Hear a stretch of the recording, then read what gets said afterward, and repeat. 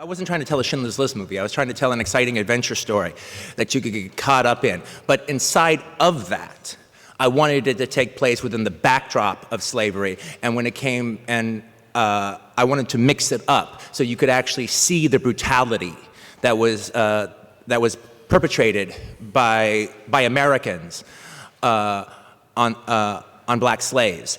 But frankly, to put the truth of the reality is, it was about 1,000 times worse than what I showed. I couldn't show how bad it was, or the movie would be unwatchable.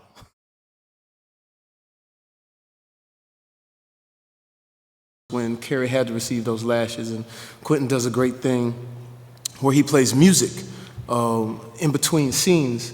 And so that day we asked for a piece of religious music. Fred Hammond, if you get a chance to go check this piece of music out, and it's called No Weapons Formed Against Me Shall Prosper. And it was, no weapons formed against me shall prosper, it won't work. And while she was receiving those lashes, you saw a lady who had never been on a set before, who was an extra. Her hands went up like she was, being touched by something. And she grabbed the child that she was with and was holding him and crying, and everybody was crying. And I watched him as he was filming, the big bad Tarantino, who's the tough guy. I saw water in his eyepiece, and we got up and we embraced each other. So when moments like that happen, that makes the project that you're working on really worthwhile.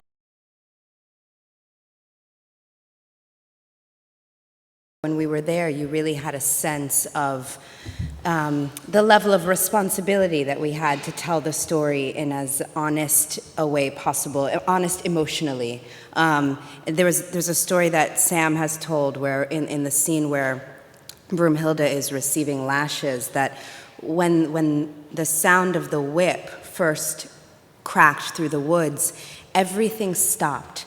Before that there were birds chirping and crickets and butterflies and there was the woods, the nature, but when everything heard that sound, all of nature stopped, almost like, oh God, please don't send us back there 200 years ago. Don't put us back, don't put us back in that awful memory. The major thing I had to do was make sure I could be as despicable and as honest as I possibly could be, because that particular audience has a real gauge for honesty and what that means. To be a collaborator on that level is, I guess, troubling in a sense, but I get past those things once I find out who the character is and delve into the honesty of what he feels, how he feels about the people around him, how he feels about the way he lives. And I have an obligation to Quentin to tell the truth. I have an obligation to the other actors to make sure I give them something to play against that is honest, real, and stimulates them to do something that is as honest and real as I'm hoping I'm doing. I was telling him, I said, man, listen, people are going to be overjoyed to see you play this character. And I mean, black folk from Mississippi, from Alabama, was calling about his performance. They realized it was a performance.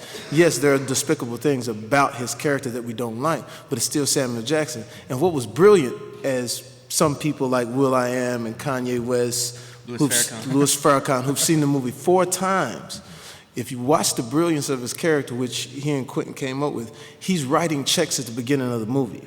So he's showing you that there is sort of an undercover to Stephen's character.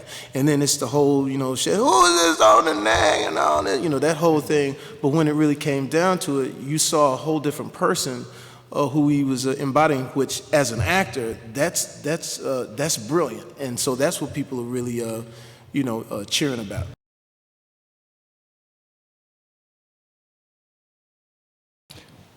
Um mich Quentins Formulierung anzuschließen, ja. Beides. Das war ein Wunsch und ein Vergnügen und es kann nicht viel besser werden als das.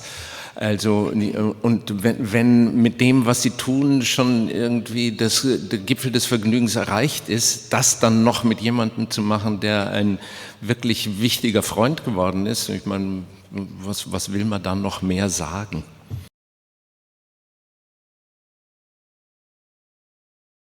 There was a lot about the role that scared me psychologically and emotionally as an actor, but I knew I had to get out of bed every day to learn how to ride a horse so that when there were explosions and gunshots, I could make my horse stand still.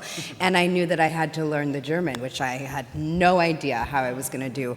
But I think I have arguably, the sexiest, coolest German tutor around. So that was helpful. Yeah.